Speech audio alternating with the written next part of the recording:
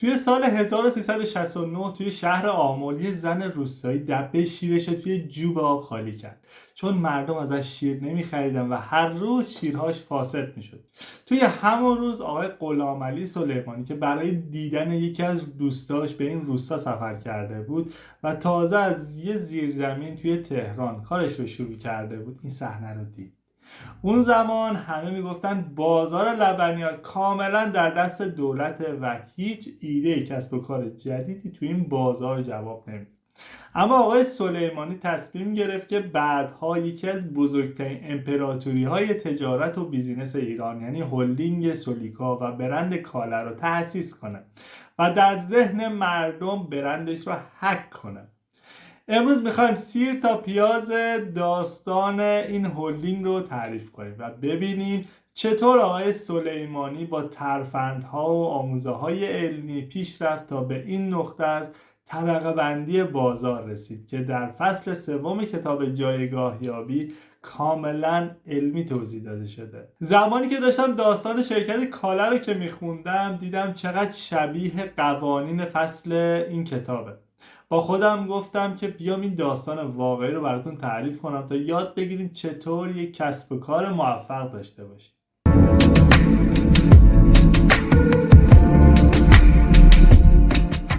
درود بر شما رفقای چنل وبیکس 24. خیلی خوش اومدید. من نیما هستم و توی این چنل با هم داستان واقعی برندها رو زیر رو میکنیم و بهت آموزش بازاریابی و آموزش مدیریت بیزینس میدیم.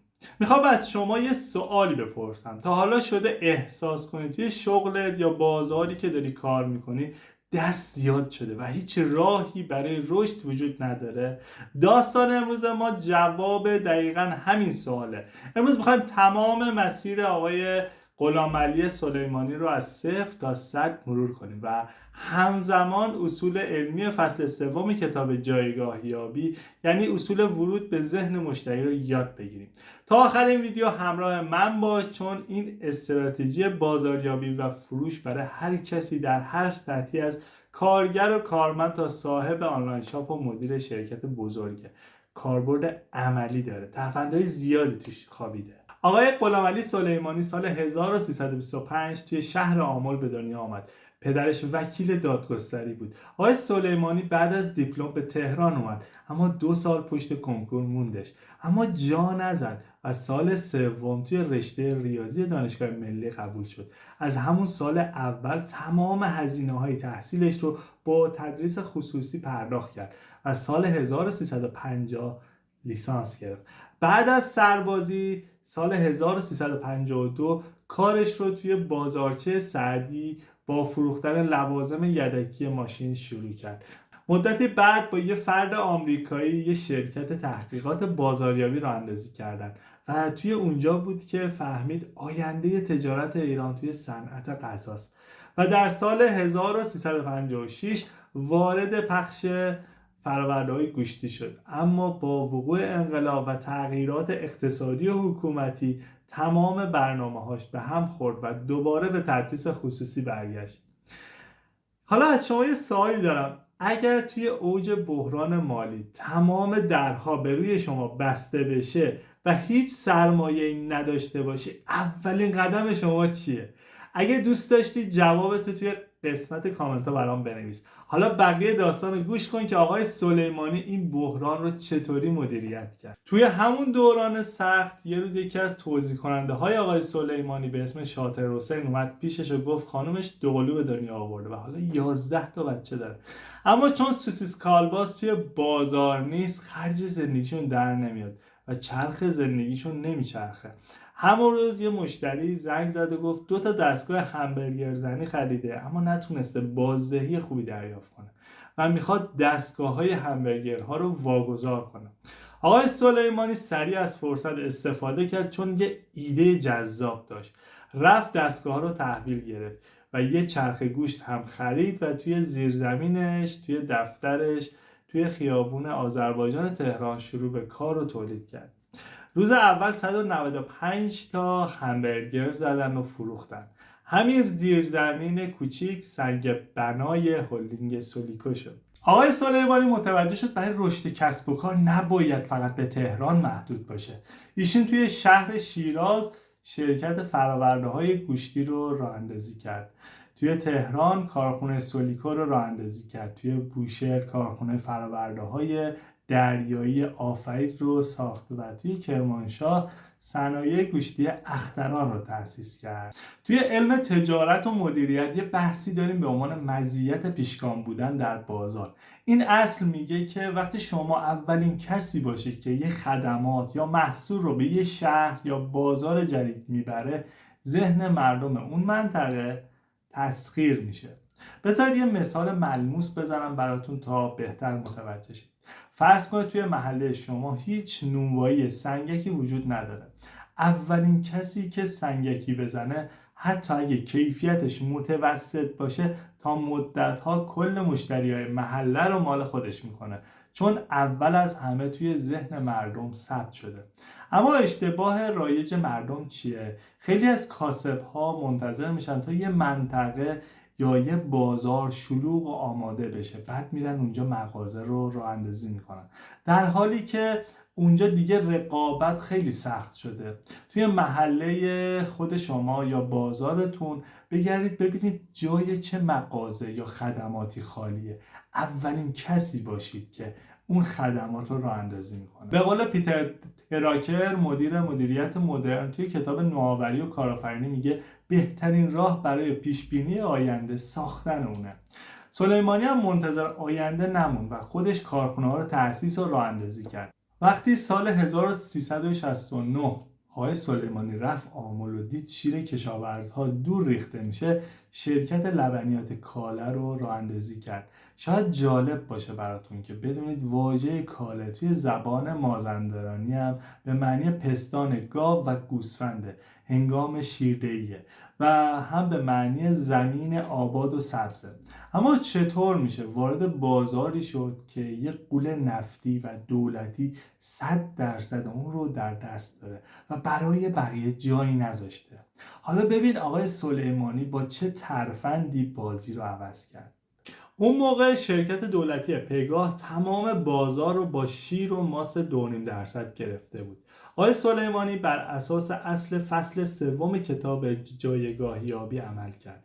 ایشون نرفت دقیقا مثل شرکت پگاه ماست 2.5% تولید کنه، بلکه چربی شیر رو افزایش داد و برای اولین بار ماست خامه‌ای رو تولید کرد. جالبه بدونید اون اوایل که هنوز پخش مویرگی نداشت، خودش دبه‌های ماست خامه‌ای رو پشت ماشین شخصیش میذاشت و میبرد جلوی مغازه و میگفت این ماست رو بذار توی یخچالت، اگر نفروختی خودم فردا میام پس میگیرم.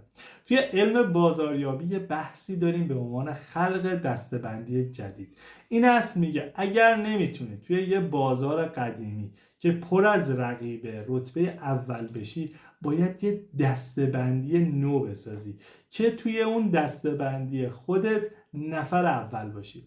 به عنوان مثال تا قبل از اسنپ همه تاکسی تلفنی و آژانس‌های سنتی رو میشناختن و ازشون استفاده میکردن. اگه یادتون بیاد یه سریال آژانس دوستی هم ساخته شد که خیلی سالها پیش هر روز یه ماجرای جدید داشت. اما اسنپ نرفت یه آژانس تاکسی جدید بزنه، بلکه با یه ایده جدید دسته‌بندی درخواست آنلاین خود رو ساخت و اولین نفر شد که توی ایران اینو تأسیس کرد. اکثر صاحبان کسب و کار میرن عین محصول رقیب بزرگتر رو کپی میکنن، فقط کمی ارزونتر میفروشن که باعث نابودی خودشون میشه. به نظرم به جای کپی برداری یه ویژگی خاص مثل تغییر توی بسته‌بندی، نحوه ارسال محصول یا با تغییرات فرمول یه محصول جدید ایجاد کنید تا دسته‌بندی جدید خودتون رو داشته باشید. به همین خاطر که آقای آلرایز توی کتاب معروف جایگاه یابی میگن که تلاش برای تغییر دادن ذهن شکلی گرفته یه مشتری سخت‌ترین و پرهزینه ترین کار دنیاست. به جای اون یه صندلی جدید توی ذهنش بسازید. اگه توی شرکتی کار میکنید ادای بقیه رو در نیارید. اولین کارمندی باش که گزارش‌های تصویری رو خلاصه شده تحویل میده. همین کار ساده تو رو توی ذهن مدیر برجسته میکنه. اگر شیرینی خونگی میفروشی، به جای رقابت بر سر قیمت با قنادی‌ها، شیرینی بدون شکر اختصاصی برای افراد دیابتی تولید کن. با این کار یه دسته‌بندی جدید ساختی. به جای کپی کردن محصول رقیب، روی یه نیاز بازار توی حوزه کاری خودت دست بذار و اونو تولید و ارائه بده. و آقای سلیمانی بعد از ماست خامه‌ای رفت سراغ ماست چکیده. اون موقع ها ماست چکیده فقط توی ماستبندی های سنتی تولید میشد و هیچ کارخونه نتونسته بود به صورت صنعتی تولیدش کنه. آقای سلیمانی بیشتر از 1 سال روی طراحی دستگاه‌های صنعتی ماست چکیده سرمایه گذاری کرد. مهندسان میگفتن نمیشه، اما ایشون ایستادگی کرد و اولین خط تولید ماست چکیده صنعتی رو راه اندازی کرد. بعد از اون کاله اولین پنیر آمل، ماست میوه‌ای، ماست یونانی، پنیر پیتزا و کفی رو توی ایران تولید کرد تا کلمه نوآوری رو با نام کاله گره بزنه. اگه توی یه شب سرمایه 100 میلیون دلاری و کارخونت خاکستر بشه، چطور دوباره قدم میکنی؟ اصلا دوباره برمیگردی، دوباره شروع میکنی. بیا ببین آقای سلیمانی چه نابغه‌ای که از وسط بحران و آب گلالود چطوری ماهیگیری میکنه. ایشون صادرات رو شروع کرد و برای گرفتن بازار عراق یک کارخونه بزرگ توی شهر کربلا ساخت. اما سال 1398 این کارخونه دچار یک آتش سوزی بسیار بزرگ شد و 100 میلیون دلار خسارت دید. خیلی از برندها توی این حجم از خسارت کلا از بین میرن. اما آقای سلیمانی دوباره خط تولید رو بازسازی کرد و به بازار برگشت. توی علم تجارت یه بحثی داریم به عنوان قدرت تصویر ذهنی برند. این اصل میگه وقتی اسم برند شما توی ذهن مشتری هک شده باشه، حتی اگر دارایی‌های فیزیکی شما نابود بشه، ارزش واقعی بیزینس شما که همون اعتماد مشتری باقی میمونه. به عنوان مثال، اگر تمام شعب فروشگاه‌های بزرگ دنیا توی یه شب بسوزه، فردا صبح هم مردم منتظر میشن تا اون برند دوباره بازگشایی کنه، چون اعتمادش توی ذهن مردم ساخته شده. خیلی از مردم فکر میکنن سرمایه یعنی فقط مغازه و دکور فیزیکی، اما از ساختن اعتبار و برندسازی خوب توی ذهن مردم غافل میشن. از خدمات خیلی که به مردم ارائه بدن و برندشون هم از لحاظ کیفیت و هم از لحاظ معنوی توی ذهن مردم ثبت و حک بشه غافل میشن. همیشه روی خدمات پس از فروش و اعتبار نامتون سرمایه گذاری کنید، چون این تنها داراییه که توی هیچ بحرانی از بین نمیره. به قول استیو جابز، بنیانگذار کمپانی اپل، توی یکی از سخنرانی‌های معروفش توی دانشگاه استنفورد میگه که گاهی زندگی با آجر میکوبه توی مغزت، اما ایمانت رو از دست نده. تنها چیزی که من رو جلو برد عشق به کاری بود که انجام میدادم. امروز کاله حدود 70% از سهم بازار لبنیات ایران رو در دست گرفته. این مجموعه روزانه بیش از 2500 تن شیر خام رو پردازش میکنه و به بیش از 169 محصول لبنی تبدیل میکنه. هلدینگ سولیکا به عنوان مادر کاله بیش از 400 نوع محصول شامل فرورده‌های گوشتی، نوشیدنی، بستنی، لبنیات تولید میکنه و به بیش از 20 کشور دنیا صادرات داره. توی علم برندسازی یه بحثی داریم به عنوان تله گسترش بیش از حد نام برند. این اصل میگه وقتی یه اسم تجاری موفق روی 10 محصول بی ربط میذارید، تمرکز ذهنی مشتری از بین میره و برند آسیب میبینه. شما فرض کنید یه رستوران دارین که بهترین چلو کبابی شهر رو ارائه میده. حالا اگه همین رستوران بیاد پیتزا، سوشی، سبزی قرمه با همون اسم بفروشه، ذهن شما از بین میره، یعنی گیج میشه و دیگه اونجا رو به عنوان استاد چلو کبابی نمیشناسید. صاحبان کسب و کار وقتی توی یه محصول موفق میشن، بلافاصله همون اسم رو روی 10 تا محصول جدید میذارن و بازار محصول اصلی رو هم خراب میکنن. اگه میخواید محصول کاملا متفاوتی تولید کنید، یه نام تجاری جدید و مستقل براش بذارید. به همین دلیله که آقای فیلیپ کاتلر، پدر بازاریابی مدرن، توی کتاب مدیریت بازاریابی میگه برندسازی یعنی تمرکز. اگه بخواید همه چیز برای همه کس باشید، در نهایت هیچ چیز برای هیچ کس نخواهید. و داستان آقای غلامعلی سلیمانی از یه زیرزمین توی خیابون آذربایجان شروع شد و به یه امپراتوری بین‌المللی رسید. از این داستان 3 تا درس کلیدی که یاد گرفتیم اینا بود. از نظر من، چون هر کسی برداشت متفاوتی از این داستان میتونه داشته باشه. اول اینکه اگه نمیتونی اولین باشی، یه دسته‌بندی جدید توی ذهن مشتری بساز. دوم، توی بحران‌ها روی دانش و اعتبار برندت تکیه کن، نه فقط ابزار فیزیکی. سوم، اسم برندت رو روی هر محصولی نذار تا تمرکز ذهنی مشتری خراب نشه. حالا شما برای من توی کامنت ها بنویسید به نظرتون توی کسب و کار شما اون دسته‌بندی جدیدی که میتونید بسازید چیه؟ حتما برای من این پایین یادداشت کنید. اگه دوست دارید فصل‌های قبلی این سری رو ببینید، پلیلیست کتاب جایگاه یابی رو این بالا براتون قرار دادم و اگر دوست دارید میتونید از فصل اول و دوم که به ترتیب با داستان‌های آموزنده کمپانی ولوو و گروه صنعتی گلرنگ توضیح دادم استفاده کنید و روی پلیلیست این بالا کلیک کنید و نگاه کنید.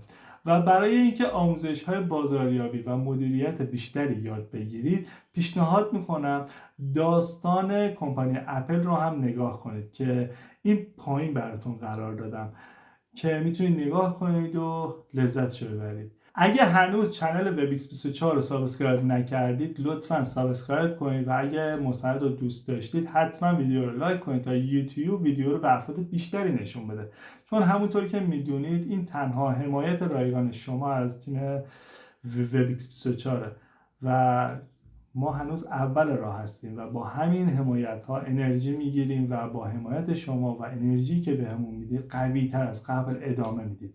راستی این ویدیو رو برای دوستانی که علاقه‌مند هستن کسب و کار خودشون راه اندازی کنن بفرستید تا خانواده وبیکس 24 بزرگتر بشه. گام هاتون رو قوی تر بردارید و مسیرتون رو با تداوم و پشتکار هموار کنید. چون که شما قطرات آب رو تصور کنید که با تکرار و تکرار سنگ‌های بزرگ رو از هم متلاشی میکنه و آب مسیر خودش رو باز میکنه و ادامه پیدا میکنه. همراه هم رویاهامون رو به واقعیت تبدیل میکنیم. میدونم خیلی سخته تو شرایط حال حاضر، ولی با آموزش و آگاه سازی میشه آینده بهتری برای خودمون و نسل آیندهمون بسازیم که فردا با خودمون به گذشته نگاه کنیم بگیم خیلی سخت بود ولی دمت گرم، با تلاشی که داشتی از پسش بر اومدی. تا مستند بعدی مسیرتون سبز و دلتون شاد. مراقب خودتون باشید. خدا نگهدار.